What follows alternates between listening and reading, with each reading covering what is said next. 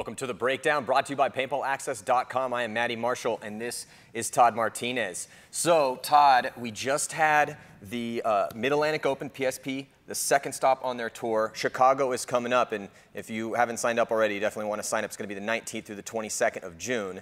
So heading into Chicago, coming off of Mid-Atlantic Open, Dynasty, the big winners at the Mid-Atlantic Open. They defeated Impact 3-2 in that final, and Dynasty just looks phenomenal this year. Yeah, Dynasty looks really good. They took first in this event.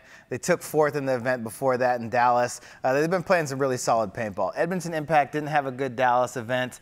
They had a really good showing out there at MAO. And then you got to look at X Factor as well. X Factor, they finished third and fifth this year. They've been in that top tier teams playing this well this year. So, you know, Dynasty's definitely a long shot right now as far as the leaderboards and separation between the rest of the pack. But I feel like there's, you know, 3 or 4 teams that are actually playing really well right now. I mean, I would even go so far as to say that there's more than 3 or 4 teams playing well, which is why things are getting so interesting right now in the PSP. It's actually kind of crazy because teams like Vicious, teams like Upton 187 Crew, teams like Chicago Aftershock, these teams are no longer walkover teams. I mean, those teams always had the ability to occasionally beat the bigger name teams, the more established, successful, you know, teams that have been around for a long time. But now the parity, the level of evenness is really starting to get pretty phenomenal out there, and it makes for an insane amount of close games. I mean, we had so many close games at the Mid-Atlantic Open. Yeah, I mean, the field layout was one thing, but the level of competition has definitely closed a little bit. You know, there's so many good teams, and, you know, your top 4 right now are Dynasty, Impact, X Factor. Infamous, you know, they dropped down to the Challengers division, but they're sitting in 5th with that first place. But, I mean, 6 through 8 are Aftershock, Damage, and Ironman. You know, Aftershock, Damage, and Ironman are 3 teams that you never want to see in your bracket. You know, all these teams have gotten a lot better. All the teams have gotten a lot smarter and, you know, gotten more comfortable with playing at a high level. So, I mean, you look at, you know, all the way across the board, yes, all these teams are very dangerous, but, you know, the top 4 teams are, you know, really solid right now. Well, I just think that it's becoming an interesting story with those top 4 teams because with everyone nipping at their heels, you know, I mean, Vicious is a top 4 team right now. You know, you coach Vicious, you guys are ranked 4th overall. You guys had a 2nd and a 7th, so not the performance that you guys wanted to have at the Mid-Atlantic Open, but it was a very tricky tactical field, and also, you know, you guys did beat Art Chaos 3-2 in that relegation match, and I thought that was a really big win. How did that one? I mean, that one must have felt pretty good. Yeah, it felt pretty good, and I mean, like you said, like all the games at MAO were really close. There was a lot of 3-2 games, 2-1 games. You know, just because of the way that the field layout was and the way that the teams are, you know, stacked pretty even right now. I mean, that game was a really tough game to win. You know, it was a low-scoring game, only won by 1 point, and, you know, it came down to the buzzer again, like many of the games did. So, I mean, just it was a tough field, you know, but the way that teams are playing, I can't wait to see what the layout's going to be like for Chicago, you know, and if the layout's a little bit more aggressive, something in between Dallas and MAO, then we're in for a good Chicago event. I think regardless, just because, you know, a lot of people didn't like this last layout. When I first saw it, I was, you know, I like fast, aggressive paintball, but I also enjoy watching guys have to think through their moves a lot more instead of just cannonball down the field. This field was very, and I think this is why Dynasty did so well. I mean, Dynasty went undefeated at this event. In fact, Dynasty has only lost 1 game all year long in the PSP, and it was to Infamous in the semifinals at the first event, and that was only by a half second in that crazy game where Oliver dove in. Didn't get the hang, but it still was awesome to watch and a great matchup. But Dynasty, being that they've only lost 1 game, and that one was close, but on that field layout, they just looked a little bit more prepared. They just looked a little bit smarter than everybody out there. And when you know how much time those guys have spent playing in those big games and those big situations, knowing that they were watching a lot of close matches, I think that they were able to bring that mental focus that they're so well known for. But what's cool is we're starting to see that out of a lot of these teams. So moving forward, you know, I mean, the big news is Art Chaos is going down to the Challengers division, and so is Infamous. Everyone thought Art Chaos was just going to come in and maybe not necessarily stomp teams to the ground every single game, but they felt that, most people felt that, you know, based on what they'd done in Europe, based on what those players have done collectively and individually over the years, that they would be an instant contender, but it just goes to show you how hard it is in the PSP Champions Division. Yeah, I think there were a lot of people that thought that they were just going to beat people into the ground right from the get-go. And I think that everybody has been very surprised about the way that, you know, things have kind of unfolded this year. I mean, Edmonton Impact is still sitting in second place, even though that they've, you know, didn't have such a very good show in the beginning, but they come back, they bounce back. They're a solid team. They're able to take second to Dynasty, who we just said is playing awesome. Yeah. And then they've won. And that was a close game. Yeah, very close game. Final. And, you know, that game, it's all about the little things, you know. But Edmonton Impact has also won both Millennium Series events this year. I was just going to say that. And how big is it to go to Europe and get that mental confidence and then take that into the hardest division on earth is definitely the Champions Division in the PSP. Millennium is also difficult too. You know, we've seen good teams go over there and not do well. So I think it's awesome for them to go over and prove to themselves more than anybody else that with those 4 new pickups that they had in the offseason, that they can actually win tournaments. And it's already starting to show against the big boys. Well, we talked in the beginning of the year about how long would it take for that team with the new guys that they were bringing in and losing the superstar talent that they did to come together as a team. And going to the Millennium, winning that first one especially, definitely helped bring them together as a team, get more comfortable playing tournaments together, spending more time as a unit. And it's definitely shown because they come back, you know, they definitely play with a lot of confidence because they do have a lot of guys that have been together for a long time. But to come out to MAO and play as well as they did after winning that first Millennium definitely propelled them into the second Millennium that they won.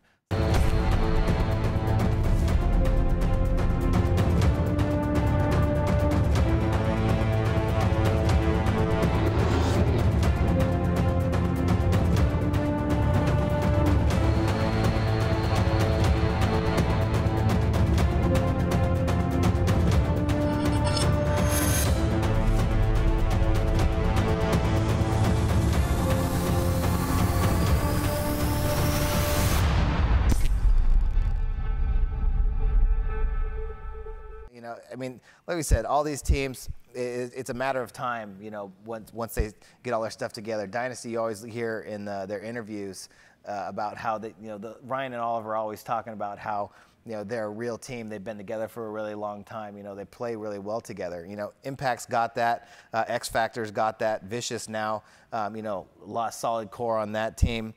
Infamous, Aftershock, now that those guys have been together for a long time. Damage has still got their core together. And, I mean, even though Damage lost to Dynasty, you know, in a rough semifinal match on Sunday, Damage still got their core, and they played pretty well throughout the event. You know, all the games were super close. You know, it was really tough. And the Ironmen, who seemed to be stuck, the Ironmen, they're sitting in 8th right now, but those guys never play the relegation matches. They never quite make it to Sunday, play well enough, you know, in the past couple of years to really dominate on Sunday. But, I mean, they're not a bad team, and they always, it's really difficult to stay at that middle of the pack, and they're almost on the verge of going to be the next level. Well, and that's the thing with a lot of these teams, and why it's fascinating to watch the development of these squads is because the Ironmen have that whole new influx of the new blood coming from San Jose Royalty that, you know, they merged those teams with. San Jose Royalty did pretty well in the Challengers Division last year, and the stars from that team that they brought over, these young guys like Chris Catt, I liked how Danny Barra plays, combined with the, you know, obviously the legends and stars of Alex Goldman, Mike Paxson, Marcelo Margot, and it's just going to take time. We did a practice report, which you can check on our YouTube channel, with the Ironmen at the beginning of the year, and it was interesting to talk to Shane, and Shane's just like, look, man, this is going to take time. We know that. Everybody involved knows this. How much time is a factor of how hard we work and how much we believe in the system and how much we believe in each other. And I think that that's a pretty appropriate thing. He didn't say it exactly like that, but when I was talking to him throughout the weekend, that was basically the gist of his message. And you see that with the Ironmen. They are slowly starting to get better. And the big thing is, and you know how hard this is that when you have your guys, who are you going to be your core guys? And when you have that new kind of, when you have that mixture of the, you know, guys that still aren't that old, but they've been around for a long time, and the new blood coming in, try to assert themselves, it takes some time to figure out who's going to be your starting 5. Yeah. Or if you're going to run 2 squads, what squads, who's playing best together, that whole thing. And we're seeing that with a lot of these teams, and particularly, you know, guys like Upton 187 crew. Vicious is really starting to, you know what I love about how Vicious played at the last event was that you guys continued, even though you didn't do as well as you wanted to, is I saw a lot of the same fire to be for greatness. You got to be hungry for greatness, man. If you're not hungry to get better, if you don't have that internal drive to want to be one of these best. I mean, you're playing with the best teams in the world. You're playing on a team that wants to be the best. So and I saw that out of a lot of the guys, and that was really impressive. Yeah, I mean, stepping back, I mean, I'm the coach of the team, but I mean, looking at the team from an outside perspective, you know, I definitely feel like the guys on the team have really stepped up individually. You know, not only that, they've come together, you know, as a unit and really bought into the system and believed in each other, believed that they are capable of that. You know, and you know, it's like that all the way across the board. You know, Ironmen, you know, like we just talked about, Upton 187 crew, picking up a couple guys, but always keeping their core together and staying strong in their beliefs.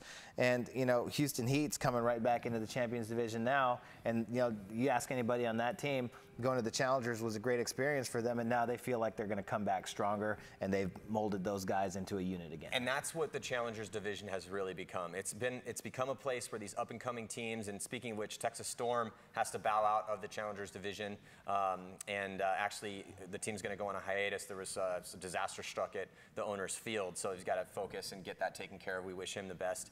And it looks like Revo is going to be coming in to play in the Challengers division, which I think is cool. You know, but the Challengers division does give people the ability to, and teams the ability to, you know, get your training wheels on, see how well the team's developing in the professional setting. You're going to be playing really good players. You're going to be playing really good teams. It's a race to 7, and it's that step below the Champions League. But you know, and it's interesting because oh God, these guys got knocked down. It's gonna be so terrible for them. But it's a really good learning experience for them, and we've heard that out of interviews from guys like Moscow Red Legion, who is now going to be joining the Champions ranks again. And I think that's going to be interesting because they have a ton of young guys on that team, ton of young Russian guys that they've been training for years, and then they also have the Tauntauns, the best players from France, and I'm looking forward to seeing them play. So Heat comes up again, and they actually demolished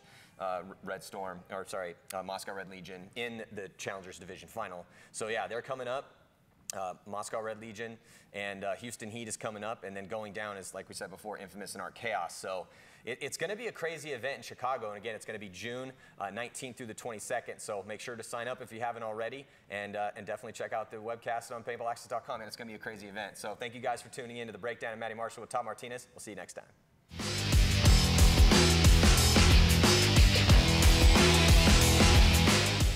Whoa, Todd, those guys are just feasting down that Dorito side.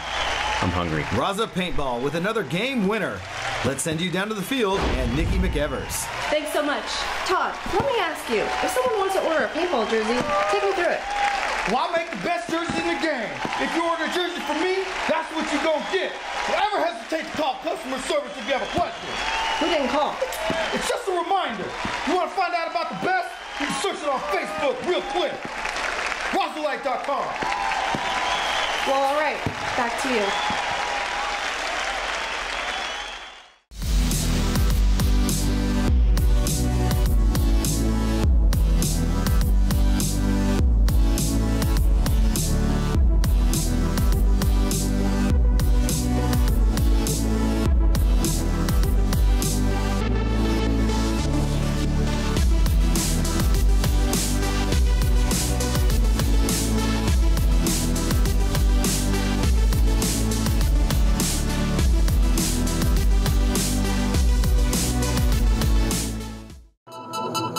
They say don't be perfect, be clutch.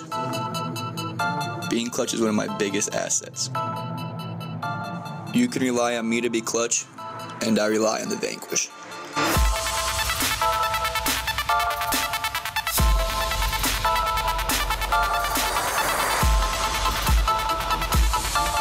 My name is Damian Ryan. I play for Team Infamous, and the Vanquish takes my game to another level. There are massive opportunities, both for the sport of paintball and for your business. If we are successful in taking our sport to another level, unite with Paintball Access in our quest to elevate paintball and broadcast it to the world. There are advertising packages available for any size business. Join us. Advertise with PBA and help us change the sport for the better, forever.